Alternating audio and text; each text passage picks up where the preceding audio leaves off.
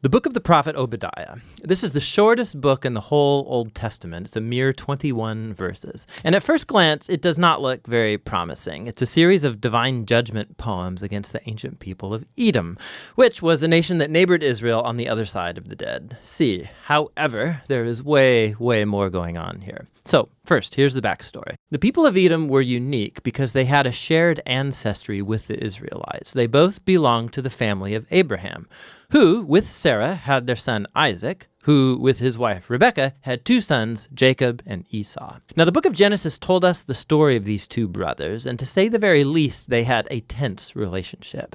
They each later received the names Israel and Edom, which eventually became the name of the families that descended from them. And these families replayed the same difficult relationship of their ancestors.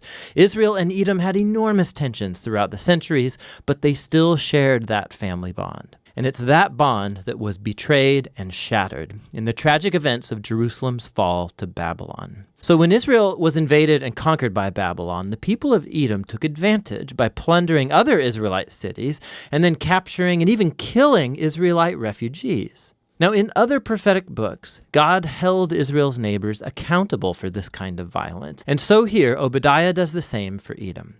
The short book has two halves. The first part is a series of accusations against the leaders of Edom, specifically for their pride and self-exaltation. Literally, as they lived up high in the desert rocks, but also metaphorically, they truly believed they were superior to the Israelites. And it's that pride that led the Edomites to not just stand idly by when Babylon came to destroy Jerusalem, but actually to participate in the destruction. And so God says through Obadiah that Edom will be brought down from their height and destroyed. As they have done to Israel, so it will be done to them. Now, right when you think you're going to hear more about how Edom will meet its doom, the topic suddenly shifts in verse 15. We hear this: "The day of the Lord is near against all nations." Now, why do we all of a sudden shift from Edom now to all nations? This verse is a hinge piece, and it links the first half of the book to the second half, where Obadiah announces the day of the Lord, but not only for Edom. He widens his focus to include all nations. And Obadiah says that all prideful nations that act like Edom will face God's justice in the same way. They'll fall from their prideful heights and come to ruin. Now, the combination of these two sections, one about Edom, the other about all nations, shows us why Obadiah was so interested in this tiny southern neighbor of Israel. Obadiah sees Edom's pride and fall as an example, an image of how God will one day confront the pride of all nations and bring about their fall too. It's hardly coincidental that in Hebrew, the word Edom, or Edom, is spelled with the exact same letters as the word humanity, or in Hebrew, Adam. In Obadiah, Edom's rise and fall is a parable of how God's justice will one day oppose pride and violence among all nations in the day of the Lord. But as in all the prophets, God's judgment is never his final word.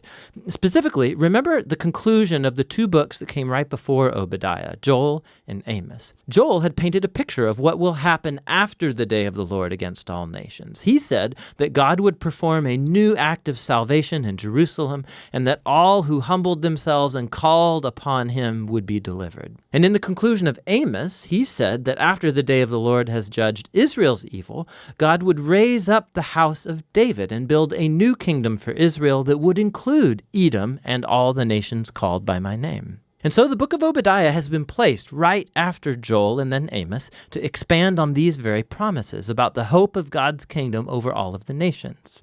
And so the book concludes with a very hopeful future.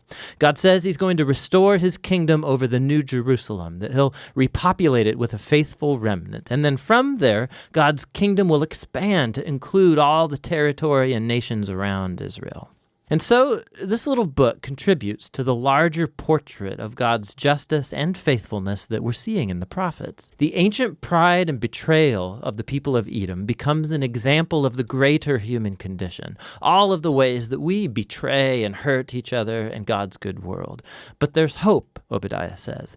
Edom's downfall points to the day when God will deal with evil in our world, but also bring his healing kingdom of peace over all the nations. And that's what the book of Obadiah is all about.